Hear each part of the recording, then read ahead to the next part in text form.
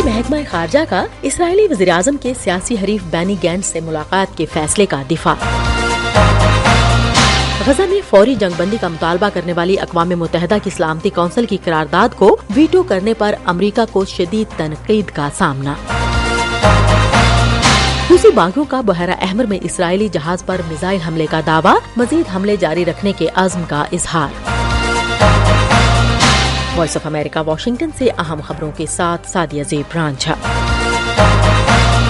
امریکی محکمہ خارجہ اعلیٰ امریکی حکام کی جانب سے اسرائیلی وزیراعظم بنیامین نیتن یاہو کے سیاسی حریف بینی گینٹس سے ملاقات کے فیصلے کا دفاع کر رہا ہے۔ Gantz is a member of the War Cabinet, someone with whom the Secretary has engaged in his visits to Israel, someone with whom محکمہ خارجہ کے ترجمان میتھیو ملر نے کہا کہ بینی گینٹس اسرائیل کی جنگی کابینہ کے ایک رکن ہیں جن کے ساتھ وزیر خارجہ اینٹونی بلنکن نے اپنے اسرائیل کے دوروں میں بار بار ملاقات کی ہے۔ نیتن یاہو کی انتہائی دائیں بازو کی لیکوڈ پارٹی کے ایک اہلکار نے کہا کہ گینٹس کو واشنگٹن میں ہونے والی ملاقاتوں کے لیے وزیر اعظم سے منظوری حاصل نہیں تھی۔ وائٹ ہاؤس کے حکام کا کہنا ہے کہ نیتن یاہو کے مرکزی سیاسی حریف بینی گینٹس نے اس ملاقات کی درخواست کی تھی اور ڈیموکریٹک انتظامیہ کا خیال ہے کہ نیتن یاہو کے اعتراضات کے باوجود کاملا ہیرس کا اسرائیل کے ایک ممتاز اہلکار کے ساتھ بات کرنا ضروری ہے۔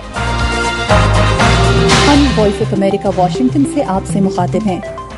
غزہ میں فوری جنگ بندی کا مطالبہ کرنے والی اقوام متحدہ کی سلامتی کونسل کی قرارداد کو ویٹو کرنے پر امریکہ کو شدید تنقید کا سامنا ہے۔ جہاں 22 لاکھ فلسطینیوں کو خوراک کی اشد ضرورت ہے اور جہاں بچے بھوک سے مر رہے ہیں۔ 2022 میں منظور کی گئی جنرل اسمبلی کی قرارداد کے تحت جو بھی ملک کسی قرارداد کو ویٹو کرتا ہے اسے اس کی وجہ بتانا ہوگی۔ امریکی نائب سفیر رابرٹ ووڈ نے 1993 رکنی عالمی ادارے کو بتایا کہ امریکہ کو یقین نہیں ہے کہ اس قرارداد کے نتیجے میں جنگ بندی ہو پائے گی اور یہ عارضی جنگ بندی کے لیے جاری مذاکرات میں خلل ڈال سکتی ہے۔ انہوں نے کہا کہ امریکہ عارضی جنگ بندی، یرغمال بنائے گئے افراد کی رہائی اور غزہ میں امداد کی فراہمی کے لیے اپنی مجوزہ قرارداد پر بات چیت جاری رکھے ہوئے ہے۔ روسی فوج کے ترجمان یحییٰ ساری نے کہا کہ گروپ نے اسرائیلی جہاز MSC اسکائی کو کئی بحری میزائلوں سے نشانہ بنایا۔ یحییٰ ساری نے کہا کہ یہ واقعہ یمن کی حوثیوں کی ایک الگ کارروائی کے چند گھنٹے بعد پیش آیا جس میں انہوں نے بحیرہ احمر میں کئی امریکی جنگی جہازوں کو نشانہ بنایا۔ انہوں نے یمن سے گزرنے والے بحری جہازوں پر حملے جاری رکھنے کے عزم کا اظہار کرتے ہوئے کہا کہ جب تک غزہ کے خلاف اسرائیل کی جارحیت بند نہیں ہو جاتی وہ اپنی کارروائیاں نہیں روکیں گے۔ امریکہ اور برطانیہ نے جنوری میں بحیرہ احمر کی جہاز رانی پر حملوں کے جواب میں یمن میں حوثیوں کے ٹھکانوں پر حملے شروع کر دیے تھے۔ ہم وائس آف امریکہ واشنگٹن سے آپ سے مخاطب ہیں۔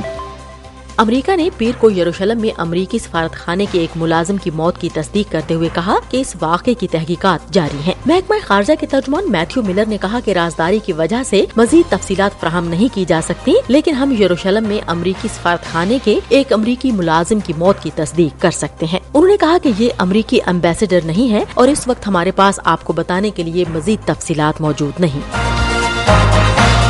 بنگلہ دیش کے نوبیل انعام یافتہ محمد یونس کا کہنا ہے کہ یہ بہت اہم سوال ہے کہ وزیر اعظم انہیں ناپسند کیوں کرتی ہیں۔ ان کا کہنا ہے کہ متعدد لوگوں کا خیال ہے کہ وہ انہیں سیاسی خطرے کے طور پر دیکھتی ہیں۔ 83 سالہ یونس نے اپنے اہم مائکرو فائنانس بینک کے ذریعے لاکھوں لوگوں کو غربت سے نکالا ہے، لیکن انہیں طویل عرصے سے وزیر اعظم شیخ حسینہ کی جانب سے مخاصمت کا بھی سامنا ہے۔ She uses very official occasions, make very serious speeches, and in these speeches she calls me bloodsucker, she calls me all the جنوری میں محمد یونس اور ان کی گرامین ٹیلی کام کمپنی کے 3 ساتھیوں کو لیبر قوانین کی خلاف ورزی کا قصوروار پائے جانے کے بعد 6 ماہ کے لیے جیل بھیج دیا گیا۔ چاروں نے الزامات سے انکار کیا تھا۔ یونس کے اس بیان پر کوئی سرکاری رد عمل سامنے نہیں آیا۔